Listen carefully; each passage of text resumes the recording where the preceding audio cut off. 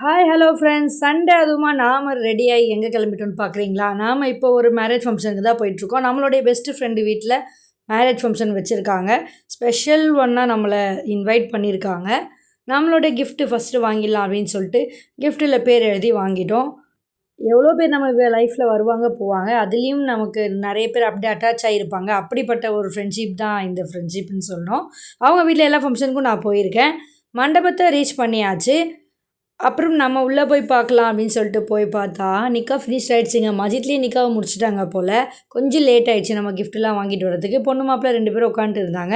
சரி நம்ம பொண்ணு மாப்பிள்ளையை போய் பார்க்கலாம், விஷ் பண்ணிவிட்டு வந்துடலாம் அப்படின்னு சொல்லிட்டு வாங்கின கிஃப்ட்டையும் கொடுத்துட்டு அப்படியே மேரேஜ் விஷயத்தையும் சொல்லிட்டோம். அதுக்கப்புறம் வெளியில் போய் பார்க்கலாம் அப்படின்னு சொல்லிட்டு நின்று பார்த்துட்டு இருந்தோம். சரியான கூட்டம், உட்காரவே இடம் இல்லை, அவ்வளோ கூட்டமாக இருந்தது. உள்ளே நிறைய க்ரௌடுன்னு தான் சொல்லணும். நிறைய பேர் வந்திருந்தாங்க, தெரிஞ்சவங்க தெரியாதவங்க நிறைய பேர். எல்லோரும் வந்து நம்மக்கிட்டேயும் பேசினாங்க. ஆஃபீஸ் ஃப்ரெண்ட்ஸு எல்லோரும் வந்திருந்தாங்க. இவ்வளோ பேர் வருவாங்கன்னு நினச்சி கூட பார்க்கல. டைனிங்க்கு போகிறதுக்கு முன்னாடியே நம்மளுடைய மட்டன் பிரியாணி ஸ்மெல்லு ஆளையே தூக்குச்சு. சரி நாம் ஒரு 8 போய் பார்த்துட்டு வந்துடலாம் அப்படின்னு சொல்லிட்டு பார்த்துட்டு இருந்தேன். நல்லா சுட சுட பிளேட் அடிச்சிட்டு இருந்தாங்க. உள்ளே போய் பார்த்தோன்னா சரியான கூட்டம். ஏன்னா ஏற்கனவே அங்கே நிக்காஹல்லையும் கூட்டம், லஞ்ச்லேயும் கூட்டம். சரி நாம் ஒரு இடத்துல உட்காந்துக்கலாம் அப்படின்னு சொல்லிட்டு நானும் ஹபி பசங்க எல்லோரும் சேர்ந்து உட்காந்துட்டோம். நமக்காக என்ன அப்புறம் பிரியாணி வரதுக்காக வெயிட்டிங்கு. நம்ம வெயிட் பண்ணிகிட்டு இருந்தோம். சரியான உபசரிப்புன்னு தான் சொல்லணும். ஃப்ரெண்டு என் கூடவே இருந்தா. நல்ல உபசரிப்பாக இருந்தது. சரி நம்ம சாப்பிட ஆரம்பிக்கலாம் அப்படின்னு சொல்லிட்டு வாழை இலை தான் வச்சுருந்தாங்க. வாழை இலை பிரியாணி அது ஒரு தனி டேஸ்ட்டு தான். அப்புறம் என்ன பிரெட் அல்வா, ரைட்டா, கத்திரிக்காய் பச்சடி, சிக்கன் 65 எல்லாம் வைக்க ஆரம்பிச்சிட்டாங்க. பாப்பாவுக்கு சிக்கன் 65 ரொம்ப பிடிக்கும். அவளுக்கு ஒரு பீஸ் எக்ஸ்ட்ராவே வச்சுட்டாங்க.